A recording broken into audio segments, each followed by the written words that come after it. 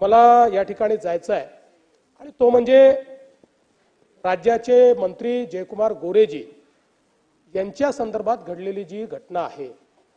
आपण राजकारण करतो, पण राजकारण करत असताना कोणाला जीवनातनं उठवायचं अशा प्रकारच्या हेतूनं जर त्या ठिकाणी राजकारण होत असेल तर ते राजकारण योग्य नाही आहे. आपल्याला कल्पना आहे की त्यांच्या संदर्भातली जी केस होती ती केस 16 मध्ये रजिस्टर झाली, 19 मध्ये ती संपली. खरं म्हणजे ते तेव्हा सत्ता पक्षातही नव्हते, ते आमच्यासोबत नव्हते, पण ती हरकत नाही आहे कुठेही असलं तरी.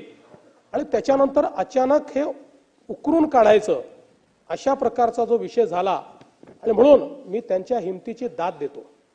एखादा व्यक्ती अशा परिस्थितीमध्ये आपण दोषी आहोत का नाही आहोत, बाबा हे घरच्यांना अपमान नको, समाजात अपमान नको म्हणून अशा गोष्टी मिटवता येतील का प्रयत्न करतो. पण त्यांना लाचेची मागणी झाल्यानंतर की आम्हाला हे प्रकरण मिटवायचं, त्यांनी हा निर्णय घेतला की मी या प्रकरणात दोषी नाही, मला कोर्टाने त्यात सोडलेलं आहे. त्यामुळे त्यांनी पोलीस स्टेशनला जाऊन तक्रार केली. तक्रार केल्यानंतर ट्रॅप लावला. ट्रॅप लावून सगळं कन्व्हर्सेशन हे त्या ठिकाणी टेप झालं, सगळी मागणी टेप झाली. अनेक कन्व्हर्सेशन्स आहेत जे सगळे त्या ठिकाणी पूर्णपणे टेप केलेले आहेत. आणि हे टेप झाल्यानंतर मग ज्यावेळेस पोलीस विभागाची खात्री पडली की मागणी योग्य, म्हणजे मागणी केलेली आहे, तक्रार योग्य आहे, त्यावेळी पोलिसांनी सापळा रचला आणि प्रत्यक्ष त्या ठिकाणी हँडओव्हर करताना कॅश त्या आरोपीला पकडण्यात आलेला आहे. त्यामुळे हा ब्लॅकमेलिंगचाच प्रकार होता. अशा प्रकारचं ब्लॅकमेलिंग नेत्यांच्या विरुद्ध कोणी करेल आणि आपणही त्याला हवा देण्याचा प्रयत्न करू. शेवटी त्यांच्याही घरी 22 वर्षाची मुलगी आहे, त्या मुलीवर त्याचा काय परिणाम होत असेल याचाही विचार आपल्याला केला पाहिजे. आणि म्हणून मला याच्या पलीकडे जरा अधिक जयंतराव गंभीर प्रकरण मांडायचं आहे. म्हणजे याच्यामध्ये तर 3 तक्रारी झाल्या आणि या तक्रारींमध्ये असं लक्षात आलं की एक नेक्सस होतं. ही जी काही महिला आहे, त्यानंतर तुषार खरात नावाचा एक तथाकथित यूट्यूबर आहे तो, आणि असे काही लोकांचे नेक्सस आपल्याला त्या ठिकाणी पाहायला मिळालं. याच्यामध्ये 3 तक्रारी झाल्या. पहिली जयकुमार गोरेंनी केली, त्याच्यामध्ये मी सांगितलंच आहे आपल्याला की काय घडलेलं आहे. दुसरी तक्रार जी आहे ती विराज रतनसिंग शिंदे यांनी त्या ठिकाणी केली की ज्याच्यामध्ये परत अशा प्रकारचं हा जो गुन्हा आहे त्या गुन्ह्याच्या संदर्भातली आहे. आणि तिसरी तक्रार तळबीड पोलीस स्टेशनमध्ये उमेश मारुती मोहिते यांनी केली. कारण ही जी महिला आहे ही सरसेनापती हंबीरराव मोहिते यांच्या घराण्याची आहे वगैरे अशा प्रकारचा जो खोटा प्रचार करण्यात आला त्याच्या विरुद्ध ही तक्रार त्याच ठिकाणचे उमेश मोहिते यांनी केली. आणि एक तक्रार फिर्यादी शेखर पाटोळे यांनी केली की ज्या तक्रारीमध्ये त्या ठिकाणी 2 इसमांनी त्यांना लाथाबुक्क्यांनी मारून हार्ड डिस्क हिसकावून घेतली वगैरे अशा प्रकारच्या 4 तक्रारी या ठिकाणी झाल्या. आणि मग याच्यामध्ये 3 लोकांना अटक झालेली आहे. एक ती महिला आहे, दुसरा हा रिपोर्टर तुषार खरात आहे आणि तिसरा एक अनिल सुभेदार आहे.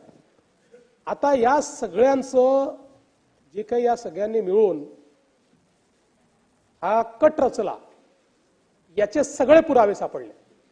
यांचे व्हॉट्सअप कन्व्हर्सेशन सापडलेले आहेत, यांचे 150 फोन आहेत, ते फोन सगळे सापडलेले आहेत. आणि कशा प्रकारे कट रचला हे लक्षात आलेलं आहे. पण दुर्दैवाची गोष्ट पुढची आहे. ती गोष्ट अशी आहे की याच्यामध्ये थेट या सगळ्यांशी पूर्णपणे संपर्कात राष्ट्रवादी काँग्रेस शरद पवार गटाचे लोक दिसतात. पुराव्यानिशी सांगतो, पुराव्यानिशी या ठिकाणी प्रभाकरराव देशमुख थेट याच्यामध्ये 100 वेळा या 3 आरोपींशी बोललेले आहेत आणि व्हिडिओज त्यांच्याकडे गेले आहेत, त्यांच्याकडनं उत्तर आलेलं आहे. पण त्याहीपेक्षा मला जसं वाईट वाटतं मी काय त्यांच्यावर आरोप करत नाहीये, पण त्यांनी आत्मचिंतन केलं पाहिजे. ते म्हणजे आदरणीय सुप्रियाताई सुळे आणि या सभागृहाचे सदस्य श्री रोहित पवार.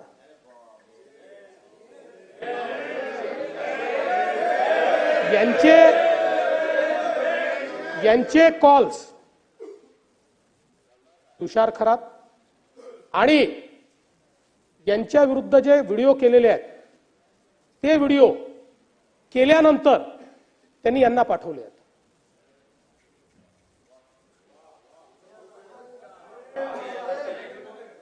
पण उत्तर मी तुमच्यावर आरोपच केलेला नाही. आता याची चौकशी होईल. पण कुठेतरी हे चाललं काय आहे?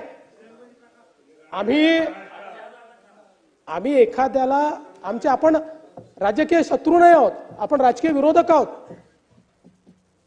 पण अशा प्रकारे कोणाला जीवनात न उठवून टाकायचं, अशा प्रकारची कॉन्स्पिरसी जर या ठिकाणी होत असेल तर हे चुकीचं आहे. आणि म्हणून 100% सगळ्यांनीच लक्षात घेतलं पाहिजे. आणि म्हणून अध्यक्ष महोदय, खरं म्हणजे याच्यात मी आपल्याला एक अजून विनंती करणार आहे. ती विनंती अशी आहे की मला असं वाटायला लागलं की अलीकडच्या काळामध्ये आपली जी हक्कभंग समिती आहे किंवा हक्कभंगाची व्यवस्था आहे ही टुथलेस झाली आहे. त्याला आता नखच उरले नाही. कारण ती माणसं रोज सभागृहाचा अपमान करतात, रोज सभागृहाच्या विरोधात बोलतात, रोज मंत्र्यांनी सभागृहामध्ये फ्री अँड फेअर काम करू नये असा त्यांच्यावर दबाव यावा अशा प्रकारचं वर्तन करतात आणि काहीच होत नाही. कसं चालेल? शेवटी या सभागृहाचा काही सन्मानच राहिला नाही. आता आपण काल या सभागृहामध्ये, दोन्ही सभागृहांमध्ये शिंदे साहेबांच्या विरुद्ध जे अतिशय खालच्या दर्जाचं वक्तव्य झालं किंवा कविता झाली त्या संदर्भात आपण इतकी चर्चा केली, सभागृहाने त्याच्यावर आपलं मत व्यक्त केलं आणि याच सभागृहाला डिवचण्याकरता पुन्हा उद्धव ठाकरे गटाच्या एक नेत्या तीच कविता वाचतात. याचा अर्थ काय आहे? तुम्ही इथे बसलेले जे 288 लोक आहेत तुमची काही औकात नाहीये, हा त्याचा अर्थ आहे. हा प्रश्न माझा नाही आहे किंवा त्या कोणी मोठेही नाही आहे किंवा त्यांना शिक्षा करावी अशी माझी अपेक्षाही नाही आहे. पण कुठेतरी या सभागृहाचा काही सन्मान आहे, या सभागृहात बसणाऱ्यांचा काही सन्मान आहे. इकडे संविधानाच्या बाता मारायच्या आणि तिकडे संविधानाने तयार केलेल्या सभागृहाचा रोज अपमान करायचा, सकाळी 9 वाजता भोंगा वाजवून या सभागृहाबद्दल काही बोलायचं. मी आपल्यावर सोडतो अध्यक्ष महोदय, आपण आमचे कस्टोडियन आहात. पण मला असं वाटतं की कुठेतरी मला आठवतं या सभागृहाने हिम्मत करून सनदी अधिकाऱ्याला देखील जेलमध्ये टाकलेला आहे जयंतराव. या सभागृहामध्ये अनेक लोक मी बघितलेले आहेत, याच दारामध्ये राजदंड लावून उभे राहून त्यांना रिप्रिमांड आपण केलेला आहे. कुठे गेलं ते सभागृह? असं आहे की आमच्या वैयक्तिक अपमानाकरता कधी या सभागृहाचा उपयोग करू नका. तो होत असेल तर तो अतिशय चुकीचा आहे. आम्हाला जे प्रिव्हिलेजेस दिलेले आहेत ते या सभागृहात काम करण्याकरता दिले आहेत. मला एखाद्या माझ्या ड्रायव्हरनी काहीतरी केलं म्हणून, मला पोलीसवाला उलट बोलला म्हणून याकरता नका करू. पण ज्यांनी सभागृहाचा अवमान होतोय, सभागृहाला कमी लेखण्याचा प्रयत्न होतोय, त्याच्यावर मात्र कडक कारवाई झाली पाहिजे ही माझी खरोखर या ठिकाणी अपेक्षा आहे. आणि म्हणून अध्यक्ष महोदय, या निमित्ताने मी आपल्याला ही विनंती करतोय.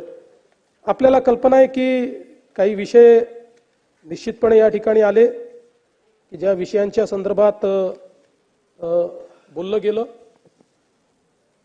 सोमनाथ सूर्यवंशी यांच्या संदर्भातला जो विषय या ठिकाणी आला, आता याच्यामध्ये पोस्टमार्टम रिपोर्ट हा वेगळा आहे. पोस्टमार्टम ज्यावेळेस आपण करतो त्यावेळी आवाडसाहेब विसेरा हा प्रिझर्व करतो. पोस्टमार्टमचा रिपोर्ट हा बाह्य जे काही ते हे असतात आणि जे काही आतल्या पार्ट्स पाहतात त्याच्या आधारावर केला जातो आणि त्याचा अंतिम रिपोर्ट हा विसेराच्या आधारावर येतो. आता व्हिसेराचा जो रिपोर्ट आलेला आहे तो रिपोर्ट आणि पोस्टमॉर्टम रिपोर्ट याच्यामध्ये विसंगती आहे. तथापि या ठिकाणी जोपर्यंत जस्टिस अचलिया कमिटी आतापर्यंत ज्यांनी या संदर्भातले रिपोर्ट दिले तरी पोस्टमॉर्टम रिपोर्टचा आधार घेतला, कोणी विसेराचा आधार घेतलेला नाही.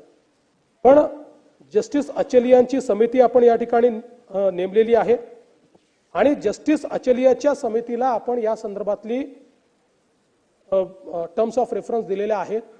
मी आपल्याला सांगतो, निश्चितपणे जर याच्यामध्ये सोमनाथ सूर्यवंशी यांच्या मृत्यूच्या संदर्भात पोलिसांच्या मारहाणीत तो मृत्यू झाला किंवा त्याच्यामुळे तो मृत्यू झाला असं अचलिया कमिटीच्या रिपोर्टमध्ये आलं तर व्हिसेरात काय आहे हेही बाजूला ठेव आणि त्या पोलिसांवर कारवाई केली जाईल. आता आपण तुम्हाला माहिती आहे यामध्ये पोलीस निरीक्षक आणि 4 लोकांना ऑलरेडी सस्पेंड केलेलं आहे. पण जर अचलिया कमिटीने सांगितलं तर मनुष्यवधाचा गुन्हा देखील त्यांच्यावर दाखल केला जाईल. आता त्यातला प्रश्न एवढाच आहे की व्हिसेरा आणि मूळ रिपोर्ट याच्यामध्ये विसंगती आहे. बीड मधला आपल्याला प्रकरण माहिती आहे. या संदर्भात पोलिसांनी विशेषतः सीआयडीचं मी अभिनंदन करेन की सीआयडीने अतिशय आधुनिक तंत्रज्ञान याच्यामध्ये वापरलं. ज्या ठिकाणी जे सीडीआर वगैरे किंवा जो काही डेटा होता हा डिलीट केलेला डेटा होता, डेटा नव्हता. पहिल्यांदा फोन शोधून काढले, शोधून काढलेल्या फोनमधनं डिलीट झालेला डेटा हे नवीन तंत्रज्ञान वापरून ते रिट्रीव्ह केलं आणि त्यातनं खऱ्या अर्थानं ही केस अतिशय फुलप्रूफ अशा प्रकारची केस झाली आहे. मी या सभागृहाला आश्वस्त करू इच्छितो की यातले जे गुन्हेगार आहेत ज्यांनी अतिशय निगरूणपणे संतोष देशमुख यांची हत्या केली आहे, या गुन्हेगारांना जी सर्वोच्च शिक्षा आहे ती होईल याकरता सगळे प्रयत्न राज्य सरकारच्या वतीनं केले जातील हे देखील या निमित्ताने मी सांगतो. खरं तर अक्षय शिंदे याच्या संदर्भात आपण याच्या आधीच मी बोललो आहे, त्यामुळे आता पुन्हा त्याच्यावर मी बोलत नाही. नागपूर दंगल प्रकरणावर देखील मी यापूर्वी पूर्ण निवेदन या ठिकाणी केलेलं आहे. पण आता एवढंच सांगतो की 107 आरोपी याच्यामध्ये पकडलेले आहेत. त्यातले 12 आरोपी हे ते आरोपी नाही म्हणतात, त्यांना ते विधी संघर्षित बालक असल्यामुळे त्यांना अटक करण्यात आलेले नाही, इतरांना अटक करण्यात आले. प्रशांत कोरटकरचा विषय मी सांगितलाय. हा जो विक्रम गायकवाड यांचा विषय आपण मांडला हा ऑनर किलिंगचा विषय नाहीये. या विषयामध्ये आपण जर बघितलं तर या विक्रम गायकवाड यांना हा जो काही अनुज मल्हारी चव्हाण आहे